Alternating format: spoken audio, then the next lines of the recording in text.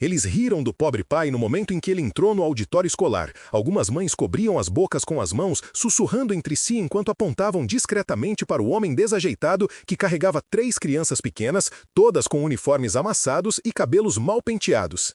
O diretor da escola ajustou seus óculos e trocou olhares de desaprovação com a coordenadora. "Atrasado de novo, senhor Rodrigues", disse ele alto o suficiente para que todos na entrada ouvissem.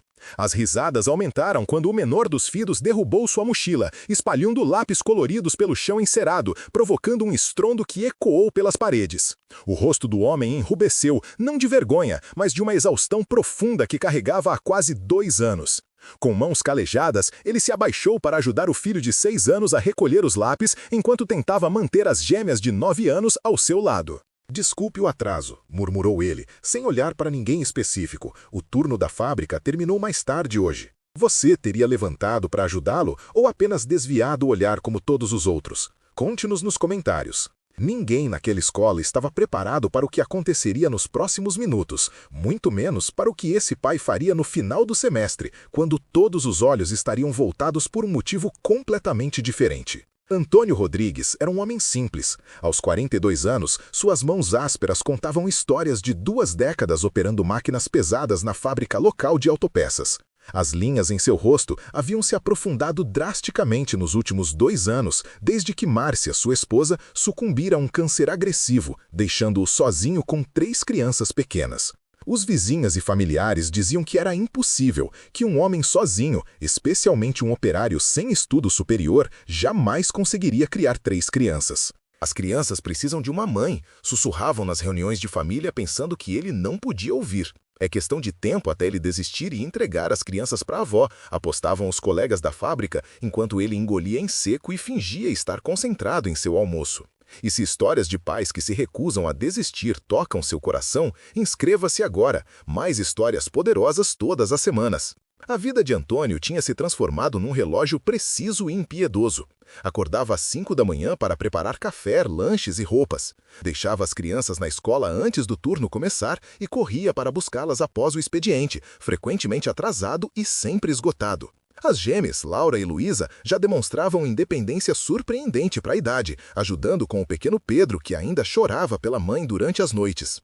Antes da doença de Márcia, Antônio era conhecido pelo sorriso fácil e pelas piadas durante os churrascos de domingo. Agora era apenas uma sombra, um homem que raramente falava além do necessário, consumido por listas de tarefas intermináveis e pelo medo constante de falhar. Sua casa, antes impecavelmente organizada por Márcia, agora exibia pilhas de roupas esperando para serem passadas, pratos acumulados na pia e brinquedos espalhados entre faturas atrasadas. Naquela noite, depois de colocar as crianças para dormir, Antônio desabou na única poltrona da sala, aquela que ainda guardava o perfume de Márcia. Seus olhos pousaram sobre o calendário pendurado na parede da cozinha, onde um círculo vermelho marcava a data do Festival de Talentos da escola, dali a 2 meses. Laura havia deixado um bilhete sobre a mesa. "Pai, preciso levar um instrumento amanhã para a aula de música. A professora vai escolher quem vai tocar no festival." Antônio fechou os olhos. Márcia era quem cuidava dessas coisas. Ela tocava violão nas noites de verão enquanto as crianças dançavam ao redor da fogueira nos acampamentos que faziam no quintal. Ele nunca teve talento para música. Suas mãos eram boas para consertar coisas quebradas, não para criar melodias. O violão de Márcia estava guardado no armário desde o funeral, junto com tantas outras partes dela que ele não conseguia encarar. Sem pensar muito, levantou-se pesadamente e caminhou até o armário do corredor. O instrumento estava exatamente onde ele o havia deixado, com uma fina camada de poeira cobrindo o estojo preto. Ao abri-lo, sentiu o peso do luto novamente em seu peito. "Como vou fazer isso sem você?" sussurrou para o vazio do corredor. No dia seguinte, a professora de música olhou com desconfiança para Laura, que segurava o violão quase do seu tamanho. "Quem vai te ensinar a tocar isso, querida?" perguntou com um tom condescendente. "Meu pai", respondeu a menina com uma convicção que não combinava com as risadinhas que se espalharam pela sala. A professora Denise era conhecida por seu rigor.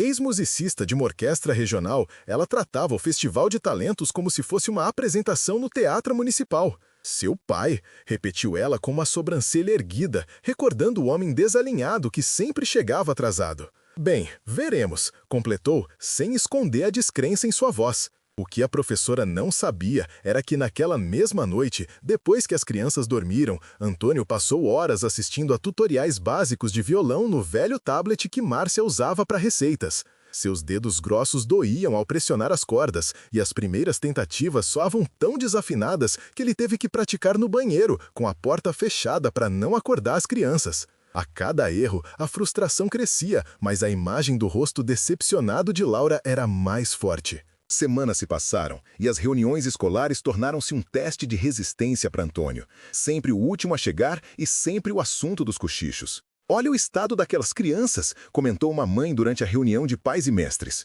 "Isso que dá criança sem mãe", respondeu outra, autossuficiente para que ele ouvisse. O diretor e os professores o olhavam com uma mistura de pena e julgamento, exceto por uma jovem professora substituta que sempre sorria gentilmente quando o via lutando para entender os recados escolares. Em casa, a rotina ficava cada vez mais difícil. As contas se acumulavam e o cansaço era um companheiro constante. Houve noites em que Antônio adormeceu sentado na cozinha, ainda com o uniforme da fábrica, tentando decifrar as lições de casa das gêmeas. Mesmo assim, todas as noites, depois que as crianças dormiam, ele retirava o violão do estojo e praticava. Seus dedos desenvolveram calos sobre calos e lentamente, dolorosamente, começaram a encontrar as notas certas. Pedro, o mais novo, foi o primeiro a descobrir. Acordou durante a noite com sede e encontrou o pai no banheiro, sentado na borda da banheira, tentando tocar algo que vagamente lembrava uma canção de ninar que Márcia cantava. "Tá errado, pai", disse o menino com a franqueza das crianças. "Mamãe fazia diferente." E então, para espanto de Antônio, Pedro cantarolou perfeitamente a melodia que ele tanto se esforçava para reproduzir. "Você lembra como mamãe cantava?", perguntou Antônio, com a voz embargada. O menino assentiu e se aproximou, colocando suas pequenas mãos sobre as do pai. "Assim, ó", disse ele, guiando os dedos do pai para a posição correta na escala do violão. Antônio sentiu as lágrimas queimarem seus olhos, mas as conteve. Era a primeira vez que Pedro falava tão abertamente sobre a mãe, sem chorar. No dia seguinte, Laura voltou da escola cabisbaixa. "A professora Denise disse que precisamos praticar com alguém que saiba música de verdade", contou ela, entregando um bilhete ao pai. "Ela falou que você não vai conseguir me ensinar a tempo do festival." Antônio sentiu o sangue ferver em suas veias. Era uma coisa ser julgado pelos outros pais, mas ver sua filha ser desencorajada por causa das limitações que atribuíam a ele era insuportável. Naquela noite, quando as crianças mencionaram o jantar, ele fez algo que não fazia há meses. Improvisou. "Hoje vamos jantar no quintal", anunciou para surpresa dos três. Acendeu uma pequena fogueira no lugar onde costumavam fazer seus acampamentos de verão, esquentou salsichas em gravetos como faziam nas antigas reuniões familiares, e então, quando todos estavam sentados sobre o velho cobertor estendido na grama, ele tirou o violão do estojo. "Pai?", Laura olhou confusa. "O que você está fazendo?" "Vamos praticar", respondeu ele simplesmente. Suas mãos ainda eram desajeitadas, mas já conseguiam formar acordes básicos. Quem lembra como era aquela música que a mãe cantava quando íamos acampar? As gêmeas se entreolharam, surpresas pelo pai mencionar abertamente a mãe. Geralmente, ele evitava o assunto, com medo das próprias emoções. Foi Luísa quem começou a cantarolar, e logo Laura se juntou a ela. Pedro, animado, batia palmas fora do ritmo. Antônio tentou acompanhá-los, errando muitas notas, mas continuando mesmo assim. "Tá tudo errado, pai", riu Laura, mas não havia crítica em sua voz, apenas a alegria genuína de uma criança que, pela primeira vez em muito tempo, via o pai tentando algo novo. "Então, me ensina o certo", respondeu ele, estendendo o violão para ela. A menina, que tinha observado atentamente as aulas de música, mostrou ao pai onde posicionar os dedos. Daquele momento em diante, nasceu uma nova rotina. Todas as noites, depois do jantar e antes da lição de casa, eles tinham a hora da música. Pedro batia em panelas viradas como tambores, as gêmeas se revezavam no violão como pai, e aos poucos, entre erros e acertos, eles começaram a soar como algo que lembrava música. Você continuaria tentando, mesmo quando todos dizem que você vai falhar, ou desistiria? Conte-nos nos comentários.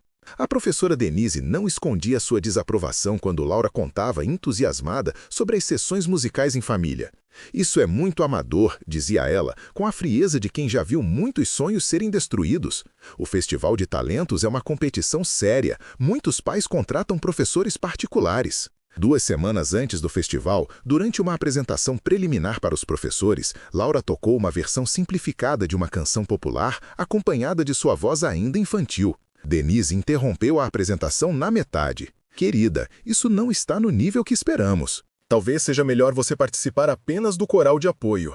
O rosto de Laura se transformou numa máscara de decepção. Quando Antônio foi buscá-la, encontrou a filha chorando silenciosamente no banco de espera. Ela disse que não estou pronta, soluçou a menina, que seria vergonhoso apresentar algo tão simples. Naquela noite, depois que as crianças dormiram, Antônio fez algo que não fazia há mais de 2 anos. Pegou o carro e dirigiu até o cemitério onde Márcia estava enterrada. Sentou-se ao lado da lápide simples e deixou que todas as lágrimas represadas finalmente viessem. Estou tentando, Má, sussurrou ele para a noite, mas é tão difícil sem você.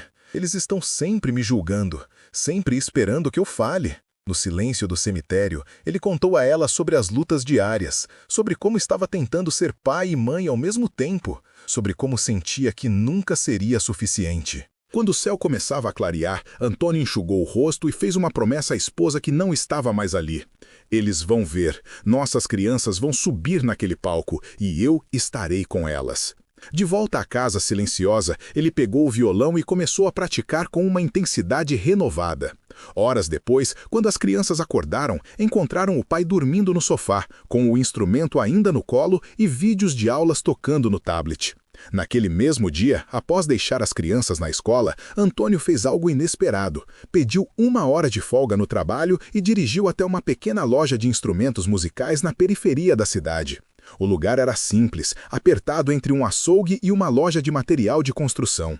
O homem atrás do balcão tinha cabelos grisalhos e mãos enrugadas que denunciavam décadas dedilhando cordas. Minha filha quer se apresentar no festival da escola, explicou Antônio, mas eu não sei música o suficiente para ensiná-la direito. O velho músico, que se apresentou como seu Juvenal, examinou o violão desgastado que Antônio trouxera e sorriu com reconhecimento. Bom instrumento, tem história. Era da minha esposa, respondeu Antônio, sem entrar em detalhes. Entendo, disse o velho, como se realmente compreendesse tudo o que não foi dito. E quanto tempo temos até esse festival? Menos de 2 semanas. Seu Juvenal soltou um assíbio baixo. Não é muito tempo, mas se você trouxer a menina aqui depois da escola, podemos ver o que é possível fazer. Não tenho como pagar aulas particulares, confessou Antônio, envergonhado. O velho sorriu, com rugas se formando ao redor de seus olhos cansados. Quem falou em pagamento? Minha neta está precisando de uma estante nova para o quarto. Você parece ser bom com as mãos. Poderíamos fazer uma troca. Naquela tarde, ao buscar as crianças na escola, Antônio estava diferente. Havia um brilho em seus olhos que as crianças não viam há muito tempo. Tenho uma surpresa, anunciou ele. Em vez de dirigir para casa, levou-os à pequena loja de instrumentos. Durante os 10 dias seguintes, enquanto Antônio trabalhava nos finais de semana construindo a estante prometida, seu Juvenal dedicava 1 hora diária a Laura e, surpreendentemente, também a Pedro, que demonstrou ter um talento natural para ritmo. Luísa, mais tímida, preferiu ajudar com as letras, reescrevendo partes da canção que escolheram. "O que vocês estão aprontando?" perguntou a professora substituta Camila, quando notou Laura praticando discretamente os acordes durante o recreio. Era a única professora que sempre tratava Antônio com respeito, sem o olhar de pena ou julgamento. "É segredo", respondeu Laura, com os olhos brilhando. "Para o festival. Achei que a professora Denise tinha te colocado apenas no coral de apoio", comentou Camila, confusa. "Meu pai disse que sempre temos mais de uma chance de mostrar o que podemos fazer", respondeu a menina, repetindo as palavras que Antônio havia dito na noite anterior. Camila sorriu, genuinamente intrigada. "Bem, mal posso esperar para ver." A noite do Festival de Talentos chegou com um auditório escolar decorado com luzes coloridas e um grande banner anunciando Estrelas do Amanhã. Pais bem vestidos enchiam as cadeiras, carregando câmeras e flores para seus pequenos prodígios. Antônio chegou no horário, para espanto do diretor, com os 3 filhos vestidos com roupas simples, mas impecavelmente limpas e passadas. Eles carregavam o violão e uma pequena caixa misteriosa. Antônio havia pedido demissão do turno da noite para ter tempo de ensaiar com as crianças. Era um risco financeiro enorme, mas algo dentro dele sabia que este momento valia o sacrifício. Pela primeira vez em anos, ele se sentou nas primeiras fileiras, ignorando os olhares curiosos dos outros pais. Seu Juvenal também estava lá, sentado discretamente no fundo, com um sorriso orgulhoso. As apresentações começaram com o coral da escola, seguido por várias crianças tocando piano, violino e até mesmo uma jovem soprano que arrancou aplausos entusiasmados. A professora Denise, sentada ao lado do diretor, parecia satisfeita com o nível das apresentações. Quando chegou o momento do intervalo, ela se levantou para anunciar a segunda parte. Antes de continuarmos com nossos solistas principais, disse ela ao microfone, gostaria de apresentar nosso coral de apoio, que acompanhará os próximos números. Foi quando Antônio se levantou abruptamente. Com licença, disse ele, com uma voz firme que surpreendeu até a si mesmo.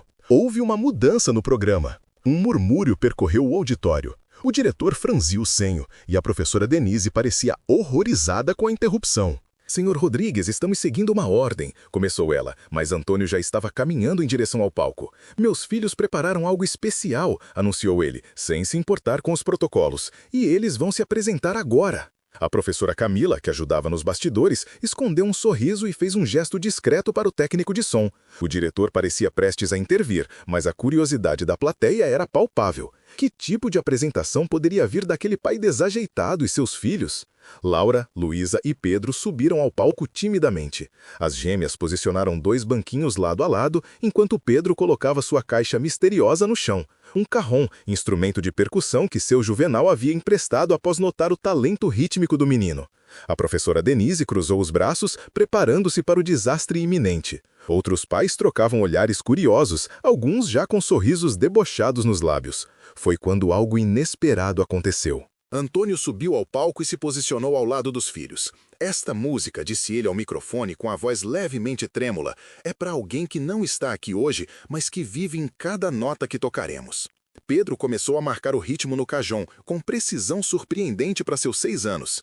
Laura iniciou os primeiros acordes no violão, enquanto Luísa respirou fundo e começou a cantar. Sua voz, normalmente tímida, ganhou força ao entoar os primeiros versos de uma canção que falava sobre estrelas que guiam o caminho para casa. Então, algo mágico aconteceu. Antônio começou a cantar. Sua voz grave, marcada pelo tempo e pelas dificuldades, se uniu à da filha. Não era uma voz treinada ou refinada, era real, carregada de emoção crua e honesta. As gêmeas entraram no refrão juntas, e quando Pedro juntou sua vozinha infantil, o efeito foi imediato. Não era uma apresentação tecnicamente perfeita, mas havia algo nela que transcendia a técnica. A plateia, que esperava um fiasco, estava em completo silêncio. A professora Denise descruzou os braços lentamente, seu rosto uma máscara de surpresa. Na segunda estrofe, quando Antônio cantou sobre aprender a caminhar nas sombras enquanto espera pelo amanhecer, uma lágrima escorreu pelo rosto da severa professora de música. Quando a música terminou, houve um momento de silêncio absoluto. Antônio segurava a mão de Laura, que segurava a de Luísa, que segurava a de Pedro, uma família unida não pela perfeição, mas pela persistência. Foi seu Juvenal quem se levantou primeiro, aplaudindo com força. A professora Camila o seguiu, e então, como uma onda, todo o auditório estava de pé. Pais que antes cochichavam, agora aplaudiam com entusiasmo genuíno. A professora Denise, ainda atônita, se viu aplaudindo também, incapaz de conter a emoção que a atravessava. O diretor, que minutos antes parecia pronto para expulsar Antônio do palco, agora sorria com lágrimas nos olhos. Ele se aproximou do microfone quando os aplausos começaram a diminuir.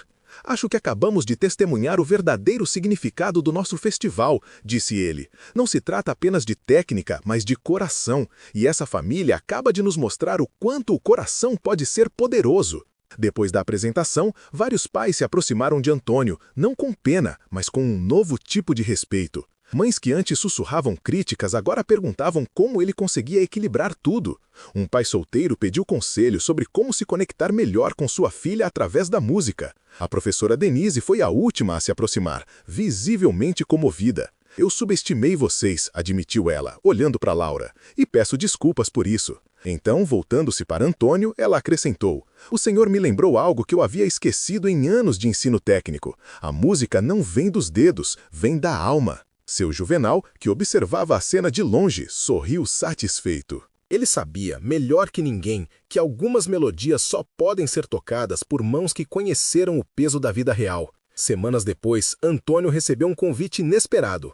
A escola estava organizando um programa de música para famílias e queriam que ele e seus filhos fossem os primeiros participantes.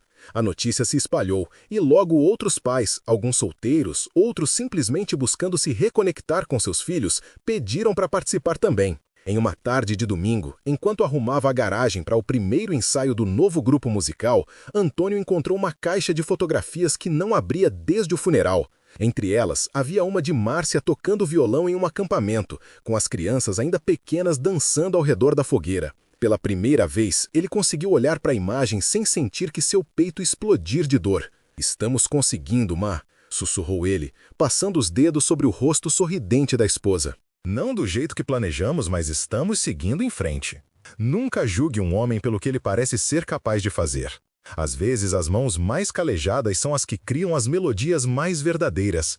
E nem sempre a família perfeita é a que segue o caminho tradicional, mas aquela que, mesmo na adversidade, encontra sua própria música. Se essa história tocou seu coração, inscreva-se agora para mais histórias poderosas todas as semanas.